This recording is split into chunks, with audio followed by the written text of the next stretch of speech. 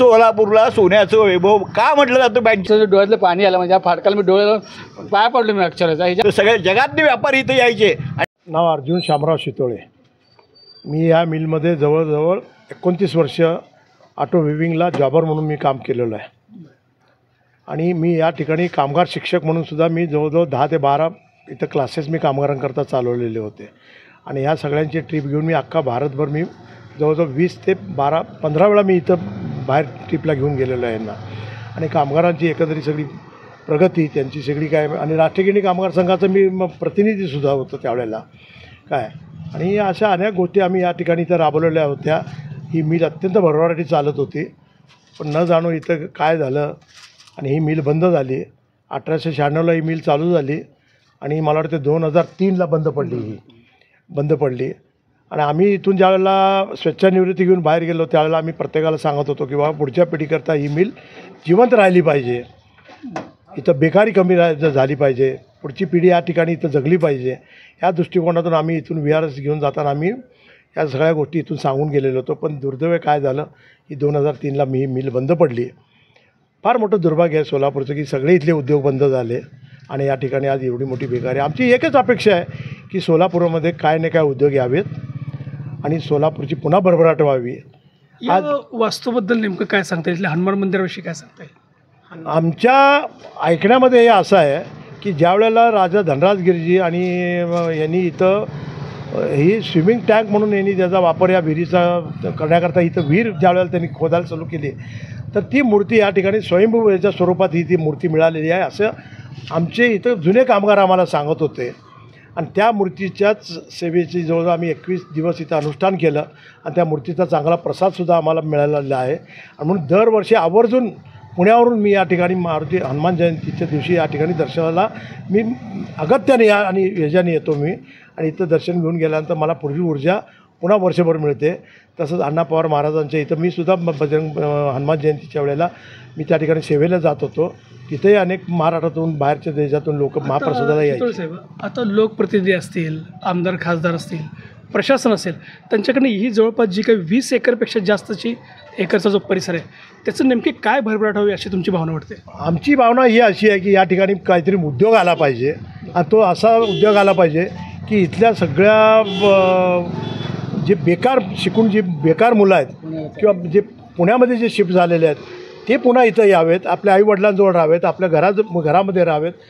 तर आमची हीच अपेक्षा आहे की ह्या वास्तूमध्ये चांगली कुठली तरी एखादी मोठी कंपनी म्हणा किंवा एखादा IT क्षेत्र म्हणा किंवा असला काहीतरी मोठा उद्योग आला पाहिजे आणि इथं जी पुन्हा हिचं पुनरुज्जीवन झालेलं बघण्याचं भाग्य या आयुष्यात आम्हाला मिळालं पाहिजे एवढीच आमची अपेक्षा केलेलं आहे. आता आलो लगेच दिवसांनी मी आज प्रवेश सगळ्यांना मला आलो डोळ्याची पावणाले म्हणजे काय मिल होती, कसली अवस्था झाली, दुरावस्था, भयान अवस्था झाली. लोक किती जगत होते या नर्सिंगची कृपेमुळे.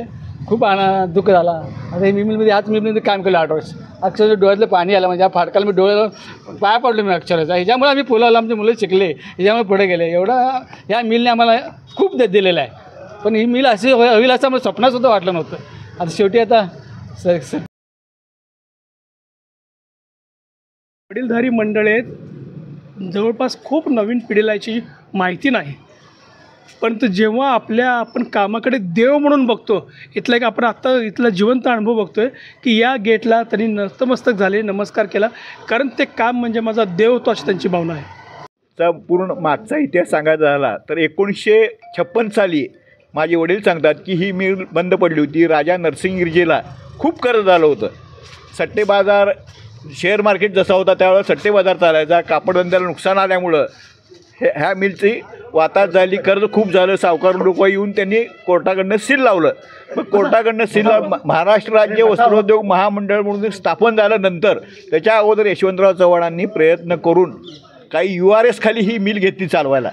URS म्हणजे काही वेगळा राखीव फंड दिला आणि ही मिल बेकारी निवारणार्थ ही मिल चालवायला घेतली आणि चालू केली. चालू केल्यानंतर इथल्या कामगारांनी अर्ध्या पगारावर काम केलं. अर्ध्या पगारावर काम केल्यानंतर इतकी मेहनतीने काम केलं लोकांनी की ही मिल इतकी ऊर्जित अवस्थेत आली, इतका नफा झाला की बाकीच्या 4 गिरण्या महाराष्ट्र शासनाने बंद पडलेल्या ह्या मिलच्या जीवावर घेतल्या आणि महाराष्ट्र राज्य वस्त्रोद्योग महामंडळ स्थापन झालं. त्याच्यानंतर 5 मिल एकूण 9 गिरण्या MSTCच्या झाल्या. महाराष्ट्र राज्य वस्त्रोद्योग महामंडळाच्या एकूण 9 गिरण्या झाल्या आणि 9 गिरण्या व्यवस्थित चालल्या होत्या. पण मध्ये काय झालं 1985ला गॅट करार आला. गॅट करारच्या वेळेला काय झालं की बाहेरचे उद्योग आत यायला लागले. बाहेरची जी मशिनरी होती टेक्निकल मशिनरी, जेटलूम साचा, शटललेस साचा, परत कार्ल मार्क्स नावाचं नवीन कोंब तयार करायचं मशीन, धागा तयार करायचं मशीन, हे इतकं फास्ट यायला लागलं. आणि हे आमचं सगळं 1956 सालचं जुना सगळं मशिनरीतला बदल सरकारने न केल्यामुळं जेटलूम किंवा इतर न आणल्या अतिशय महत्त्वाच्या गोष्टीला हे करताय म्हणजे सांगताय. सरकारने फार मोठा बदल त्यावेळेला केला होता. 1986 साली सांगितलं की तुम्ही नवीन मशिनरी आणून बसवा. इथं जरी आता 6000 कामगार असतील, हाताला काम मिळणार नाही, तरी पण 1000 लोकांना व्यवस्थित काम मिळेल आणि परत महाराष्ट्रात नरसिंहगिरीचं नाव 1 नंबरवर राहील. आणि शितोळे मास्तर अंदाजे किती कामगार होते इथं? ह्या ठिकाणी मला वाटतं काहीतरी त्यावेळेला 4,500 कामगार होते. 5,000 कामगार होते. तिन्ही शिफ्टमध्ये 5,000 कामगार होते सगळे म्हणून. आणि इथलं सूत 1 नंबर तयार व्हायचं. इथलं सूत आम्ही एक्सपोर्ट जास्त करायचो. बाहेरचा कपडा मिलला तयार झालेला इथं धुवून द्यायचो. आमचं ब्लिचिंग इतकं चांगलं होतं की महाराष्ट्रात 1 नंबर ब्लिचिंग म्हणलं की नरसिंहगिरीचं नाव यायचं. सगळे महाराष्ट्रातले गुजरातमधले, कलकत्त्यामधले व्यापारी सोलापूरला यायची. चाटी गल्लीतनं नरसिंहगिरीची मिल, लक्ष्मीविष्णू मिलचं कापड घेऊन जायचे. म्हणून सोलापूरला सोन्याचं वैभव का म्हटलं जातं मँचेस्टर सिटी, तर सगळ्या जगातले व्यापारी इथं यायचे आणि कापड खरेदी करून जायचे. एवढं गुणवत्तेचं कापड सोलापूर शहरामध्ये बनत होतं.